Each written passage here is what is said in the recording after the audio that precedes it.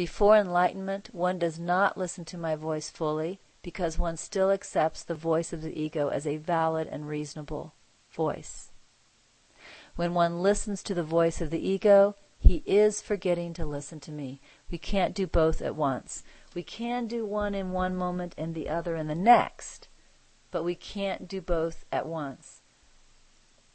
So if I'm listening to the ego now, I'm forgetting to listen to Holy Spirit now. But if I see what I'm doing now, I can make a different choice in the next moment. But the most helpful way for me to make that choice is to see that ego thought and the fact that I listened to that ego thought as meaningless, unimportant, nothing happened. Then I can easily make the shift. When one listens to the voice of the ego, he is forgetting to listen to me.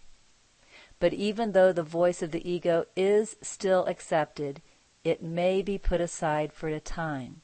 It is during this time that the mind can hear me. Holy Spirit continues, to hear me, you must choose to hear me. You must trust that I am your true voice above that of the ego. So you choose to place the ego aside for a time. This is a time when observing your thoughts can be useful. You can see what you are thinking, but then decide you do not want to listen to those thoughts now, so you put them aside. As you clear your mind of the thoughts you see, stillness is made. It is within the stillness that I shall be heard. Sometimes the thoughts seem to be too loud in my head. Sometimes I can look at thoughts and put them aside, just like that, pretty easily now. But sometimes the thoughts seem to be too loud in my head. I can't seem to just put them aside. So at least what works for me, believe it or not, is if I write them down. It's like I put them outside of me, and then they magically become meaningless on the piece of paper. And I can drop into stillness pretty quickly once I put the thoughts aside. It wasn't like that for me always, though, I must admit. This is why we have all of this writing on reginadonakers.com, because used to, I needed Holy Spirit, my inner voice, to talk me into putting them aside. I needed to sit down and have a dialogue with Holy Spirit, where Holy Spirit would show me through Holy Spirit reason why that thought was not helpful or why that thought was not true. And then, after Holy Spirit convinced me, I could put it aside. That's why we have so many years of writing. The writing that you see on reginadonakers.com is me needing to be convinced by my inner voice. But I had the willingness to listen to and trust the inner voice. You know, that's like what we just read in this paragraph. You must trust that I am your true voice above that of the ego.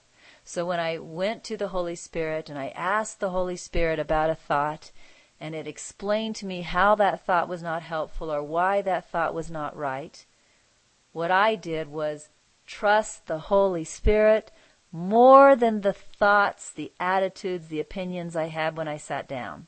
So once I let my Holy Spirit convince me, I could let go of the thought. And that was magnificent work, wonderful work, but a lot of work. The truth is now I don't need that as much, and that's why we don't see as much writing. I don't need the Holy Spirit to convince me to let go of any ego thought anymore. I don't need a Holy Spirit logic that explains to me that a thought is not helpful. All I need to do is wake up to the realization that the thought is ego. And that's enough. I don't need the convincing anymore.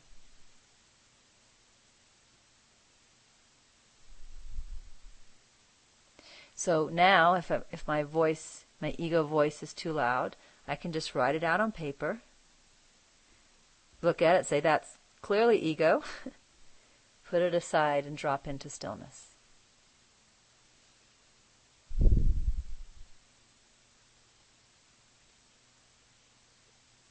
And the stillness now I recognize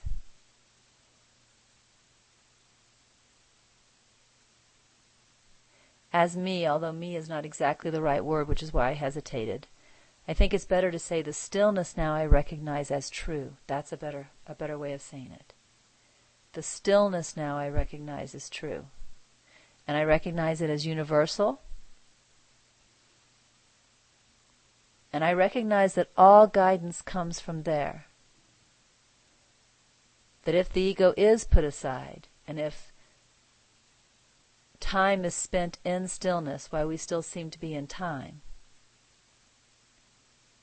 that perfect guidance will always be given, and there's absolutely nothing to fear.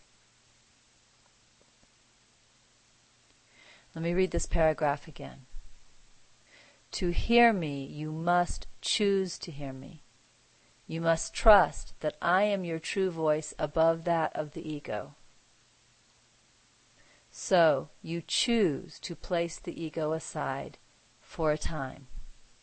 This is a time when observing your thoughts can be useful. You see what you are thinking, but then decide you do not want to listen to those thoughts now, so you put them aside. As you clear your mind of the thoughts you see, stillness is made.